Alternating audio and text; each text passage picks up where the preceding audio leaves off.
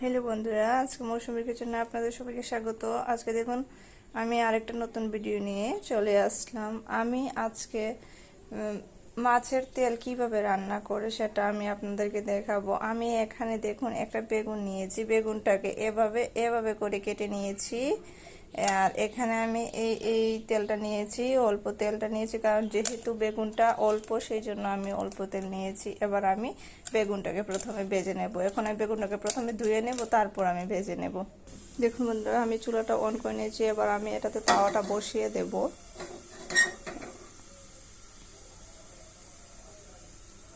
দেখুন বন্ধুরা, তাওয়াটা গরম হয়ে গেছে। এবার আমি এটাতে অল্প পরিমাণে তেল দিয়ে দেব। অল্প পরিমাণে তেল দিয়ে দিয়েছি। এবার আমি বেগুনটা দিয়ে দেব।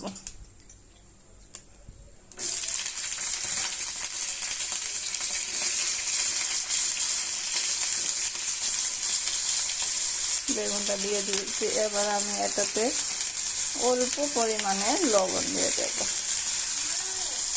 তারপরে অল্প পরিমাণে হলুদ গুঁড়ো দিয়ে দেব। এবার আমি এটাকে ভালো করে নাড়িয়ে নেব। দেখুন নেড়ে নিয়েছি। এবার চুলার আঁচটাকে অল্প কমিয়ে নিয়ে এটা সুন্দর করে ভেজে নেব, লাল লাল করে। দেখুন অল্প ভাজা হয়ে গেছে, এখনো পুরোপুরি হয়নি।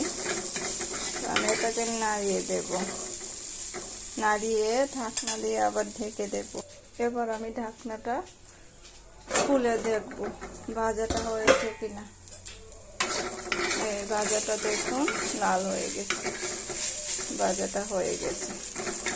এবার আমি এটাকে নামিয়ে নেব। আবার বসিয়ে দেব, আবার বসিয়ে দিয়েছি। এবার আমি এটাতে আবার অল্প পরিমাণে তেল দিয়ে দেব।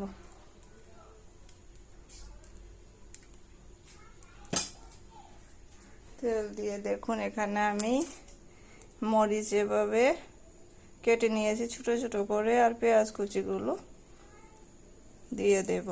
পেঁয়াজ এখানে আমি 3টে পেঁয়াজ দিয়েছি, সবগুলো দিয়ে দেব।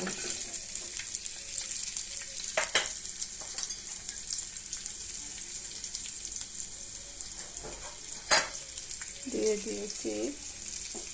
এবার আমি এটাকে ভালো করে নাড়িয়ে নেব। দেখুন পেঁয়াজ এবং মরিচটা লাল হয়ে গেছে। এবার আমি এটাতে তেলটা দিয়ে দেব, মাছের তেলটা দিয়ে দেব। তেলটা দিয়ে নাড়িয়ে নেব।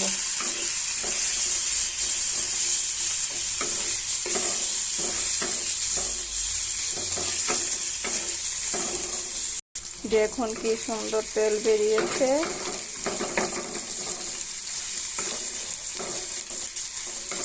এবার আমি বেগুনটা দিয়ে দেব।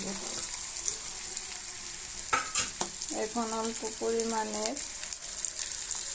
হলুদ দিয়ে দেব,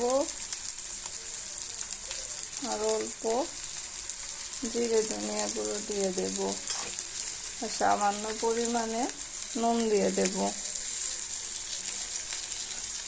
দিয়ে নাড়িয়ে নেব ভালো করে। দেখুন বন্ধুরা, তেলটা হয়ে গেছে। এবার আমি এটাকে নাড়িয়ে নেব।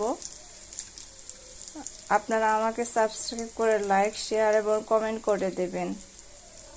থ্যাংক ইউ বন্ধুরা, আপনারা আমার পাশে থাকবেন। সাবস্ক্রাইব করতে ভুলবেন না, লাইক কমেন্ট শেয়ার করতেও ভুলবেন না। Thank you.